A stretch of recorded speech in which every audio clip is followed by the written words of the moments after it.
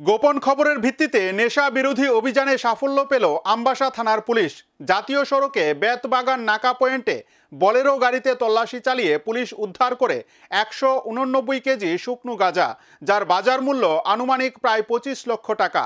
একই সাথে পুলিশ আটক করে গাড়ির চালক সহ 2 জনকে। পুলিশের এই সাফল্যের কথা জানিয়েছেন আমবাসা থানার ওসি নন্দন দাস।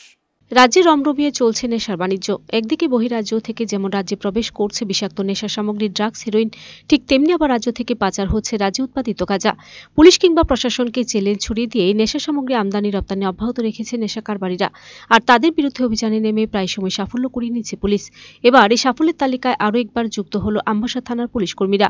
গোপন খবরের ভিত্তিতে আসাম আগরতলা জাতীয় সড়কের বেতবাগান নাকা পয়েন্টে রুটিন মাফিক তল্লাশিতে নেমে থানার পুলিশ উদ্ধার করে প্রচুর পরিমাণ গাঁজা। উদ্ধারকৃত গাঁজার পরিমাণ 189 কেজি, যার বাজার মূল্য প্রায় 25 লক্ষ টাকা।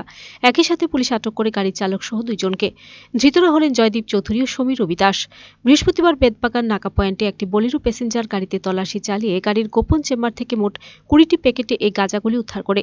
গাড়ি থেকে পুলিশ আরও 2টি আসাম নম্বরের নম্বর প্লেট বাজেয়াপ্ত করতে সক্ষম হয়। ধৃত সমীর 50,000 টাকার বিনিময়ে বলেরো গাড়িটিকে চালিয়ে আগরতলা হাপানিয়া থেকে ধর্মনগর পর্যন্ত পৌঁছানোর দায়িত্বে ছিল বলে জানায় গাড়ি চালক। ধৃতদের বিরুদ্ধে সুনির্দিষ্ট মামলা হাতে নিয়ে পুলিশ তদন্ত করছে বলে জানান আমবাসা থানার ওসি নন্দন দাস। সকালবেলা আমাদের কাছে একটা ইনফরমেশন ছিল যে আগরতলার দিক থেকে একটা গাড়ি আসবে এবং হোয়াইট কালারের বোলেরো গাড়ি। তো অ্যাকর্ডিংলি এবং সেই গাড়িতে কন্ট্রাব্যান্ড আইটেম থাকবে। তো সেই অনুসারে আমাদের নাকা ভালোভাবে চেকিং করছে।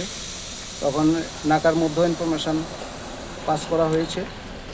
তারপর প্রায় 10:30 নাগাদ আমাদের ওই গাড়িটা আমাদের এখানে নাকাতে এসেছে এবং আমাদের নাকা পার্টি এটাকে আটকাতে সক্ষম হয়।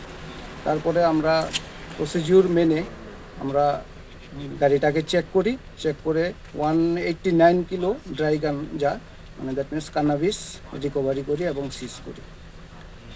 এবং তার সঙ্গে 2 জন ছিল, একজন ড্রাইভার এবং আরেকজন কো ড্রাইভার। তাদেরকে আমরা ডিটেইন করি।